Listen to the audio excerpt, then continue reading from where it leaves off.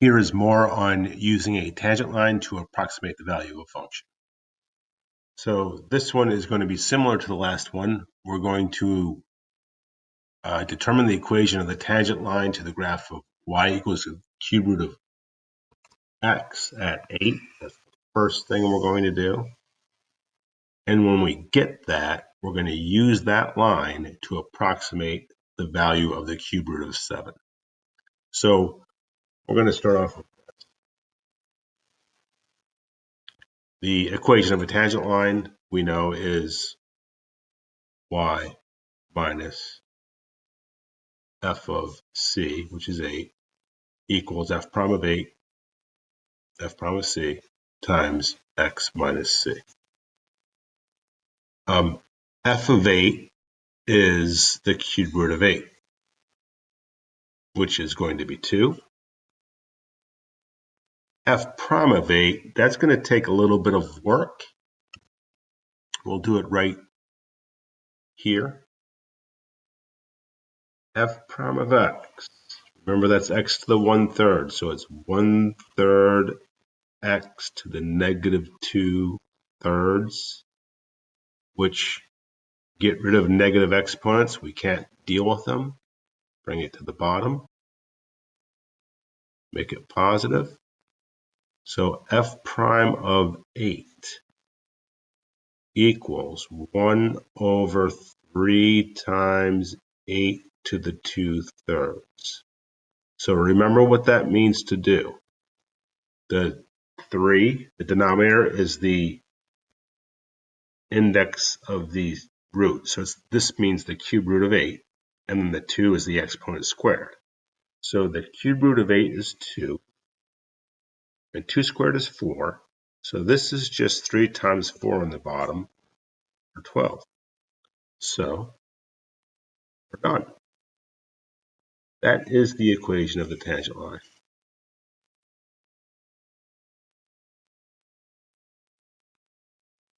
Now we're going to use that to approximate what the cube root of 7 is.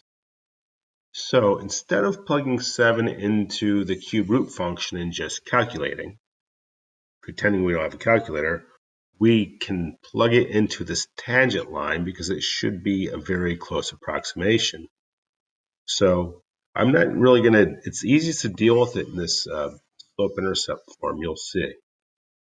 I'm going to plug 7 in for x. So I'm not really doing the cube root of 7. I'm figuring out what this tangent line is at actually 7. And that should approximate nicely what the cube root of 7 is. So 7 minus 8 is negative 1. So we have y minus 2 equals negative 1/12. Add 2 to both sides. Y equals 2 minus 1/12. Or if you, you can think of it, maybe easier to think of it as that would be like 1 and 11/12. So the cube root of 7 is very close to 2, which you would figure.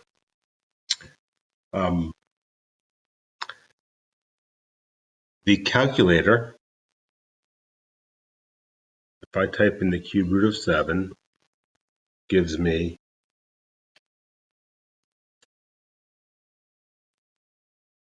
1.91293111, and so on.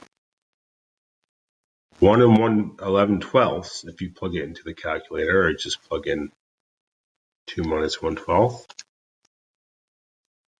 is 1.91666.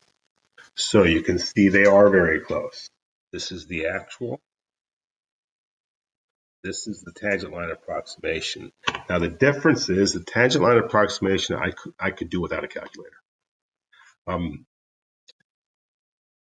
So going to Wolfram Alpha now, just to re-show you what's going on here. If you type in the cube root of x, and to do that you would just say QCB RT, knows its cube root x. That's what the graph looks like. Our point is we've figured out the tangent line was at 8, 2.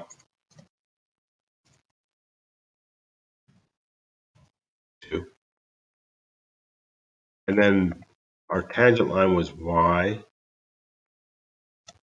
minus 2 equals 1 over 12 times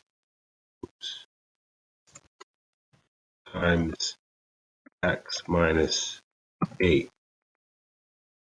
And you can see that tangent line is very close to the original function, but only at this point of tangency. Out here, it's not so close. So getting back to this problem, if I said we were going to do the same thing, but we're going to use this to, say, approximate the cube root of 28, you couldn't really plug 28 into this tangent line because that's not close to 8. If I wanted to determine what the cube root of 28 was, cube root of 28, I would redo this problem, but do this at x equals 27, because I know the cube root of 27 is 3. And I know I'll be able to find the tangent line then, and then I can just plug 28 into that. So that last statement may have confused you, maybe it didn't. Ask questions if you have them, and I'm going to follow this up with just a couple more examples.